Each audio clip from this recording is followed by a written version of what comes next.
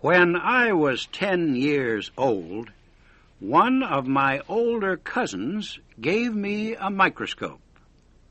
The first time I looked through its magic lens, the clouds that surrounded my daily life rolled away. I saw a universe of tiny, living creatures in a drop of water. Day after day, night after night, I studied life under my microscope. The fungus that spoiled my mother's jam was, for me, a land of magic gardens. I would put one of those spots of green mold under my microscope and see beautiful forests where strange silver and golden fruit hung from the branches of tiny trees. I felt as if I had discovered another Garden of Eden. Although I didn't tell anyone about my secret world, I decided to spend my life studying the microscope. My parents had other plans for me. When I was nearly 20 years old, they insisted that I learn a profession. Even though we were a rich family, and I really didn't have to work at all. I decided to study medicine in New York. This city was far away from my family, so I could spend my time as I pleased. As long as I paid my medical school fees every year, my family would never know I wasn't attending any classes. In New York, I would be able to buy excellent microscopes and meet scientists from all over the world. I would have plenty of money and plenty of time to spend on my dream. I left home with high hopes. 2 days after I arrived in New York, I found a place to live. It was large enough for me to use one of the rooms as my laboratory. I filled this room with expensive scientific equipment that I did not know how to use. But by the end of my first year in the city, I had become an expert with the microscope. I also had become more and more unhappy. The lens in my expensive microscope was still not strong enough to answer my questions about life. I imagined there were still secrets in nature that the limited power of my equipment prevented me from knowing.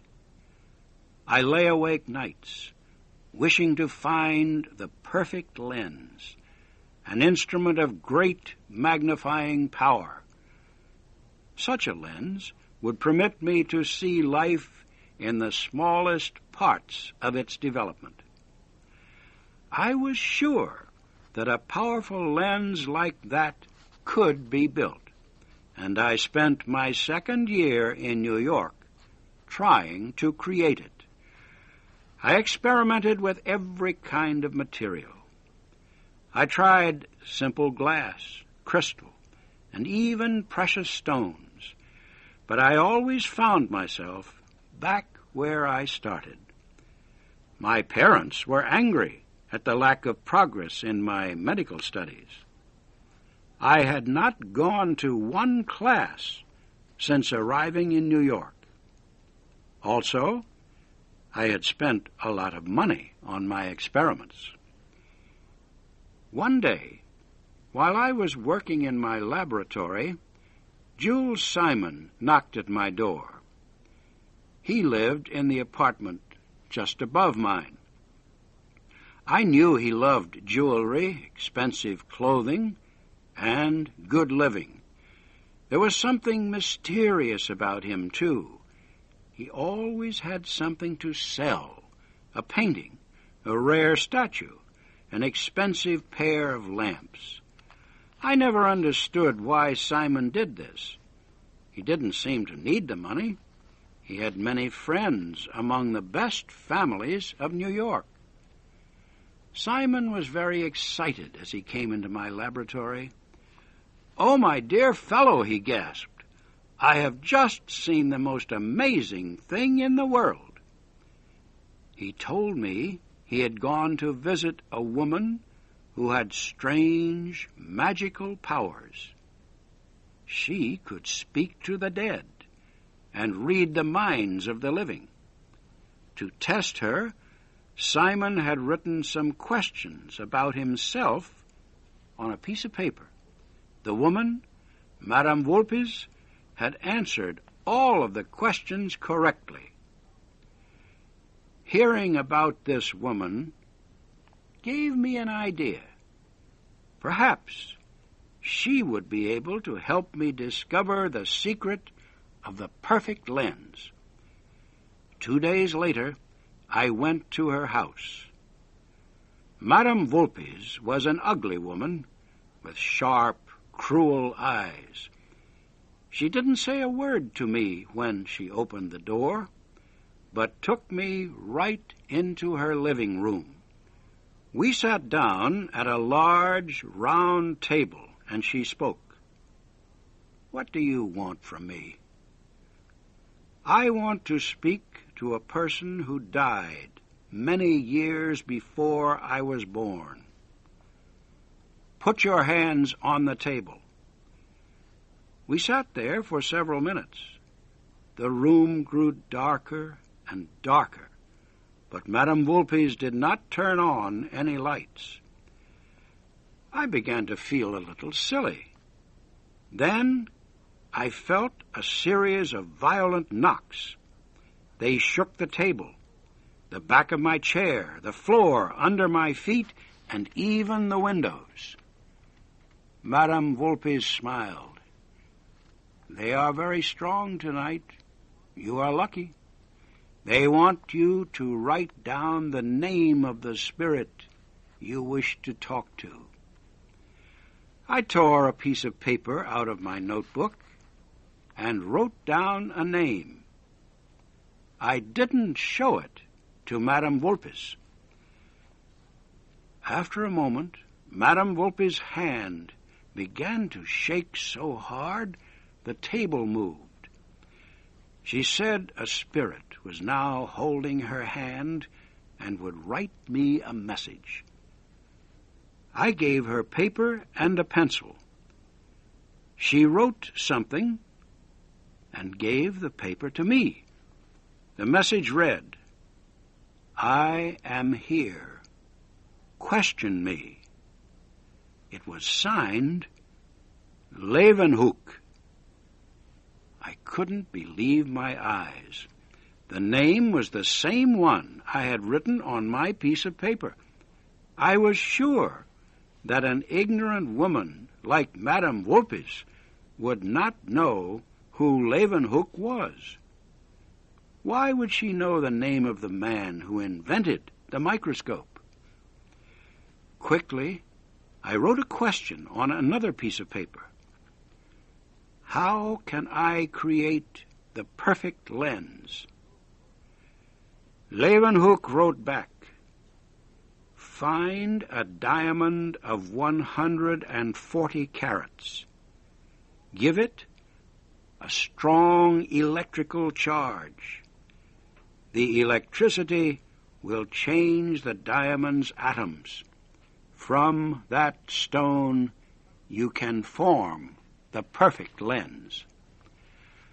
I left Madame Vulpes' house in a state of painful excitement. Where would I find a diamond that large? All my family's money could not buy a diamond like that, and even if I had enough money, I knew that such diamonds are very difficult to find. When I came home, I saw a light in Simon's window. I climbed the stairs to his apartment and went in without knocking. Simon's back was toward me as he bent over a lamp. He looked as if he were carefully studying a small object in his hands. As soon as he heard me enter, he put the object in his pocket. His face became red, and he seemed very nervous.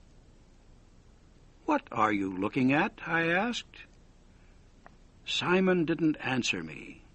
Instead, he laughed nervously and told me to sit down. I couldn't wait to tell him my news. "Simon, I have just come from Madame Volpe's. She gave me some important information that will help me find the perfect lens. If only I could find a diamond that weighs 140 carats." My words seemed to change Simon into a wild animal. He rushed to a small table and grabbed a long, thin knife. "No," he shouted, "you won't get my treasure. I'll die before I give it to you." "My dear Simon," I said, "I don't know what you are talking about. I went to Madame Volpe's to ask her for help with a scientific problem. She told me I needed an enormous diamond. You could not possibly own a diamond that large. If you did, you would be very rich, and you wouldn't be living here."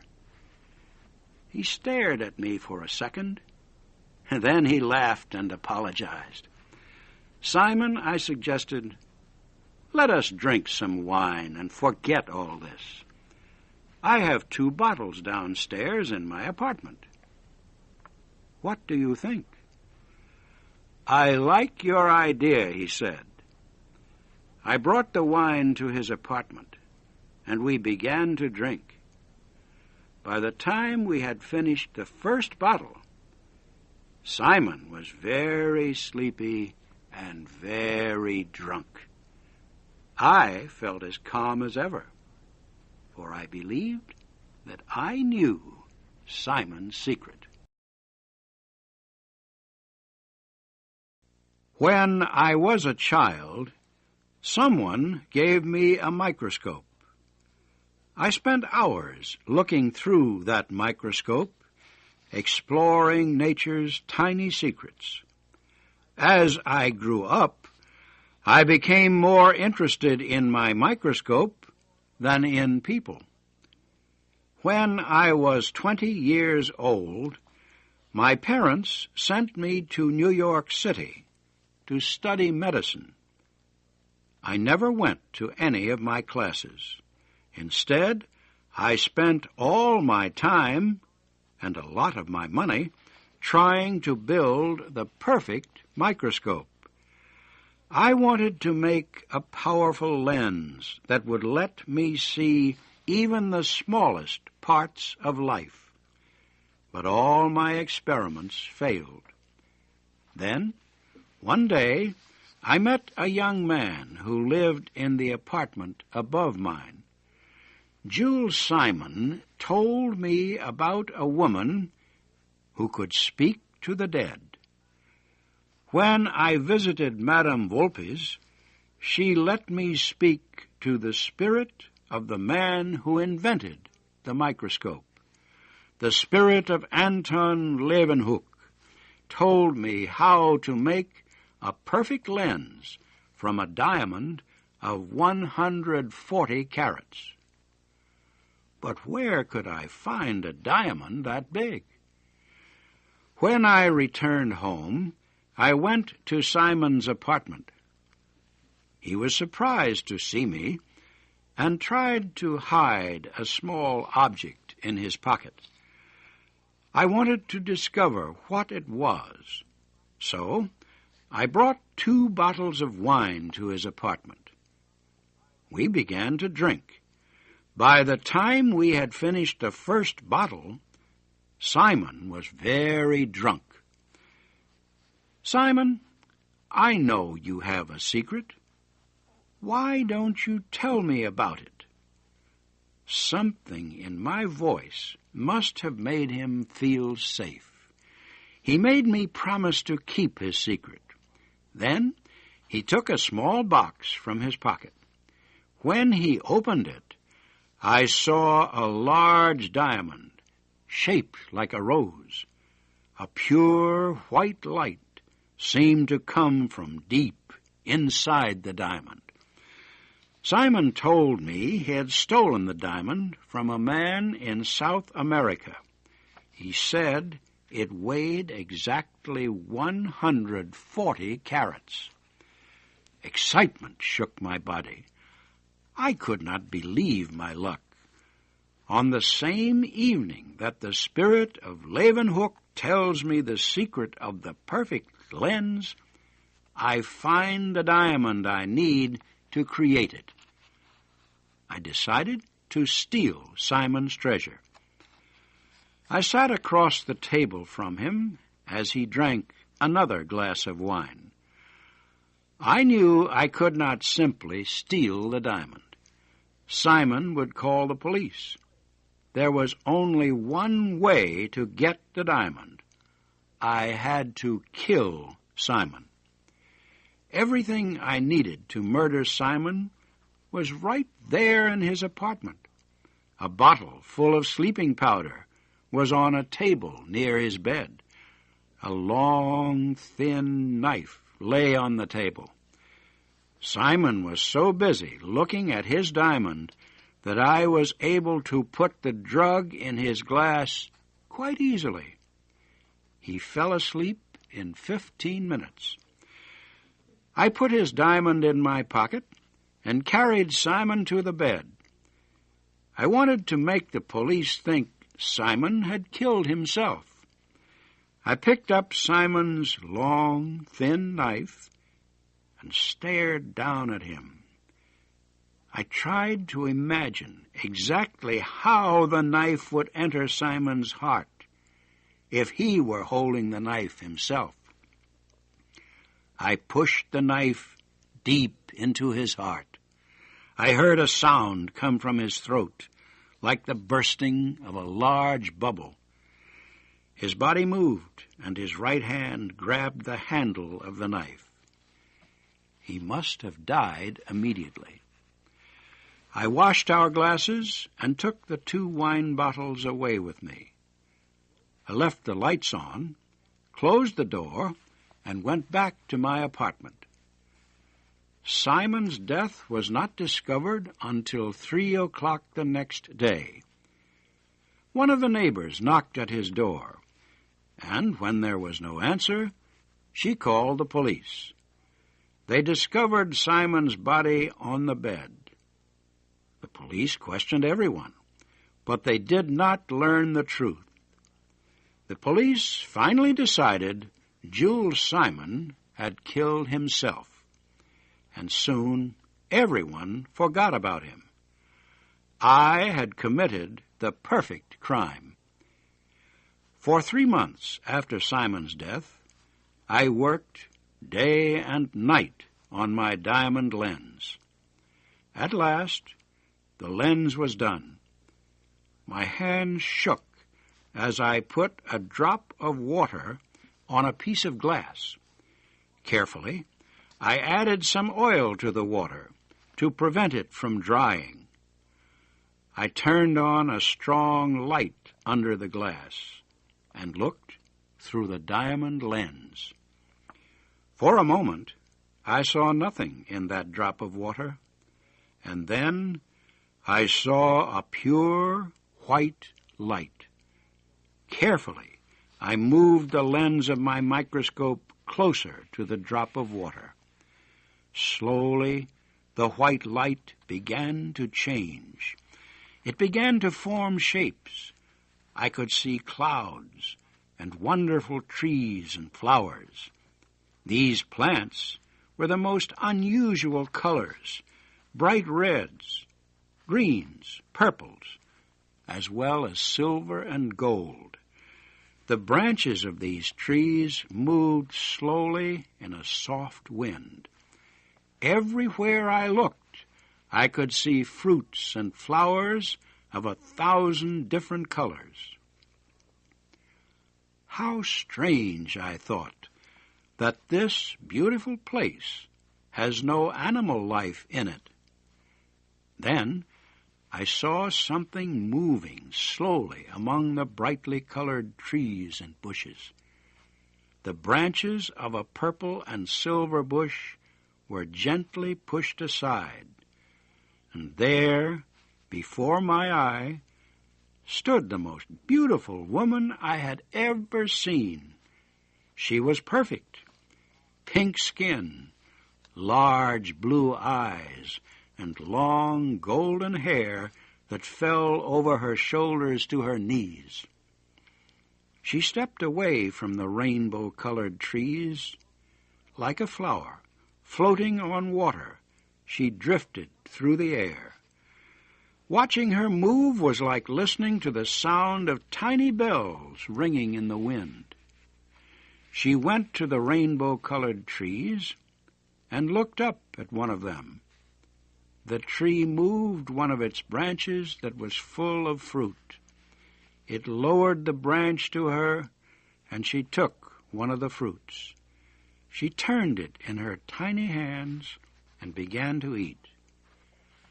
How I wished I had the power to enter that bright light and float with her through those beautiful forests.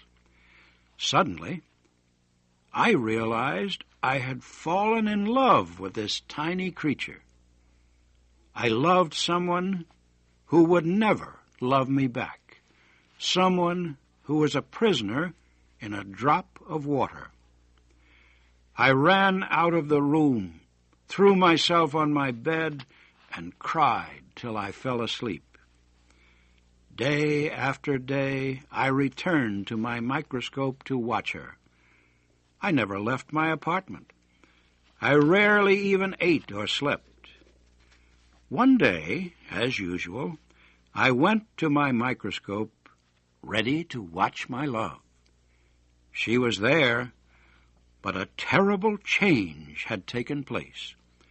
Her face had become thin, and she could hardly walk. The wonderful light in her golden hair and blue eyes was gone. At that moment, I would have given my soul to become as small as she and enter her world to help her.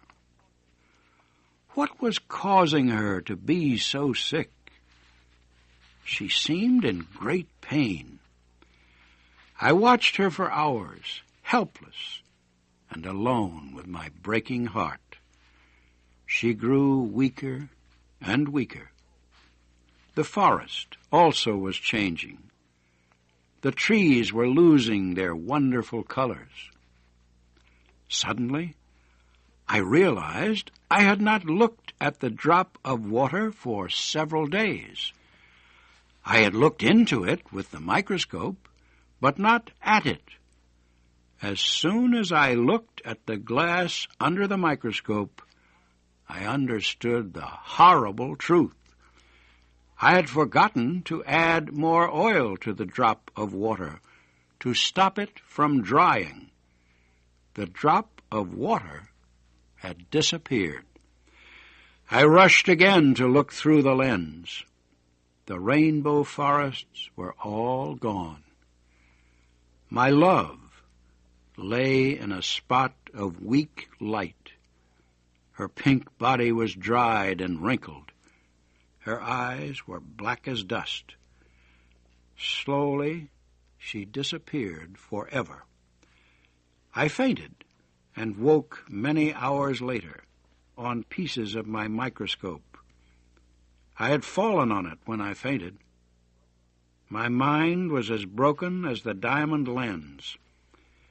I crawled to my bed and withdrew from the world. When I finally got better, months later, all my money was gone. People now say I am crazy. They call me Linley, the mad scientist. No one believes I spoke to the spirit of Leeuwenhoek. They laugh when I tell them how I killed Jules Simon and stole his diamond to make the perfect lens. They think I never saw that beautiful world in a drop of water. But I know the truth of the diamond lens, and now so do you.